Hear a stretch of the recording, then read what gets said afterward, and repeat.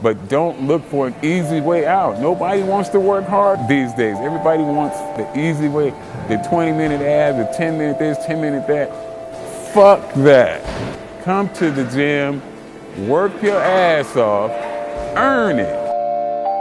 But if I die, I die. That's how serious and dedicated I was to my sport. They said, well, you can't do it, you're gonna die.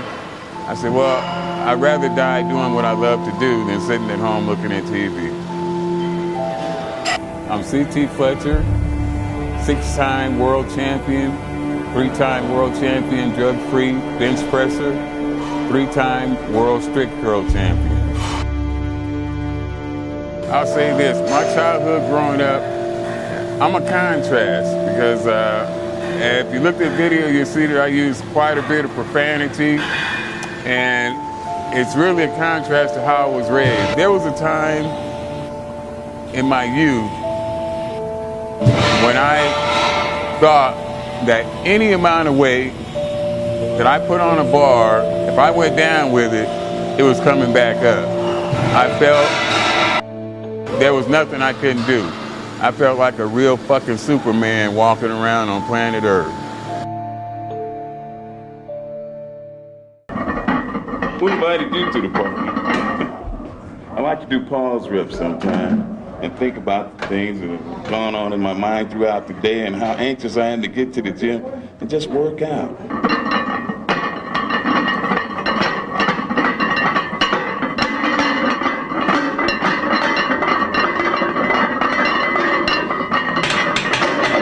I was raised super religious by a super strict Pentecostal preacher who in his spare time used to beat the fuck out of me.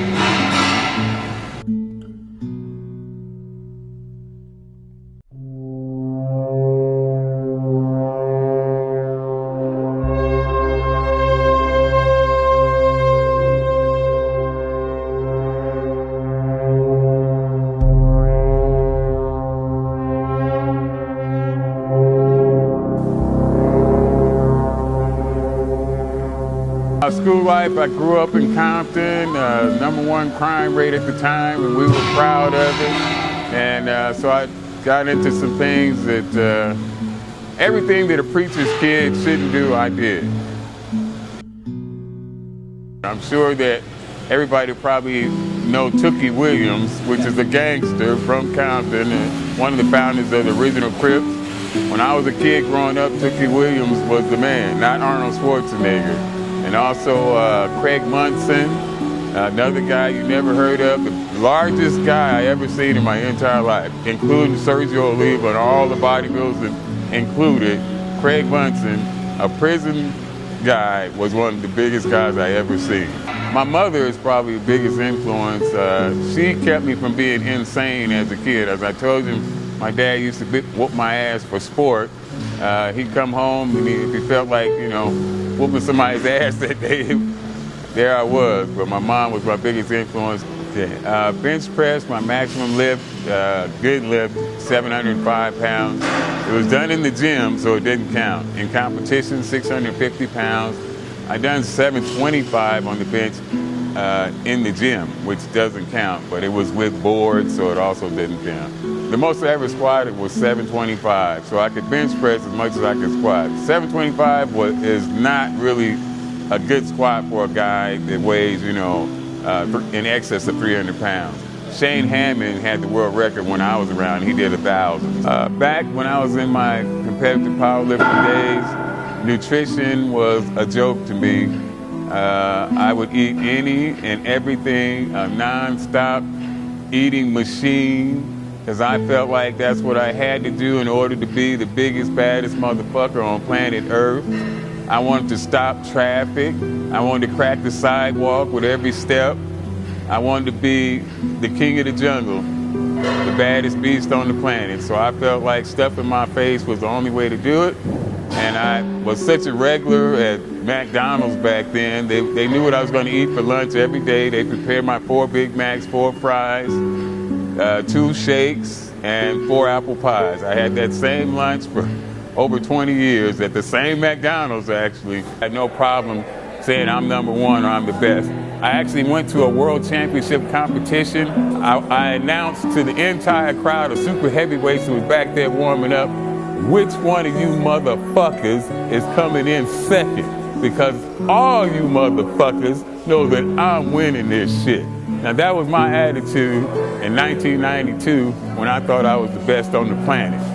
And what happened, and all the way took to the year 2005 for my attitude to change and be humbled, was the fact that I had to have emergency open heart surgery. Yeah, I was rushed to the emergency room more times than I care to remember. I hate the emergency room. They told me, they advised me not to even do it because the strain of having that much weight on me might cause the aortic valve to break at that time. And if it breaks, then you're dead. There's no coming back from that. And I went anyway. Well, I had stopped powerlifting and I had lost, I was 260 before the operation, so I had lost 45, 50 pounds just to try to not have to have the operation, but it didn't work. And I came out of that surgery weighing 190 pounds. And looking like I never lift weights before in my life. I was a human skeleton. Well, I have a pretty good idea. It might have something to do with the 6, 7 cheeseburgers I ate every day for 20-some years. I would eat those cheeseburgers because I thought I needed it in order to keep up my size. Instead of taking steroids, I would eat. So I would overeat and I would eat anything. It took me almost 2 years to recover. Powerlifting, I still want to go back and defend the unbroken 225-pound strict curl record. I'd like to do it at the age of 54, be able to do what I did at the age of 30. I think that'd be pretty cool to come back 24 years later and do the same thing at a much lighter body weight and 24 years older. So I want everything I've learned over all these years of competition to get out there. I've been training with CT for at least 3 years, and it's the best training ever. Can't get nothing better than that. It's hardcore. He's gonna push you to the max. One day I was training with CT, I was about to pass out. He told me it was pass out and it was still my set. My name is Samson Fletcher, CT Fletcher's son. My dad is my hero, and I want to be just like him. And I want him to pass the torch to me. I started training with CT about 2 years ago from now. When I first started, I was really lightweight. I was about from 140 to 150. In 1 year, I went from 140 to 150 to about 195, close to 200 pounds. That was about in 2012, in the beginning of 2012. And from 2012 to 2013, now I'm about 185 solid muscle. All natural. 20-minute abs, 20-minute pad, 20-minute butt, 20-minute any fucking thing is a pile of bullshit. If you see somebody with great abs, a great butt, a great whatever, they didn't do the shit in 20 minutes. And if they tell you they did, they are a fucking liar. Trust me on that.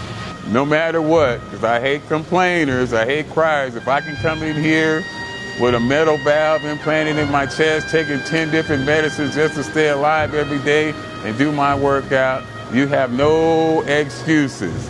So no matter what, your nose bleeds, it's that time of the month, the kids are crying, you don't feel like it, your back hurts, you got aches and pains, it's still your motherfucking set.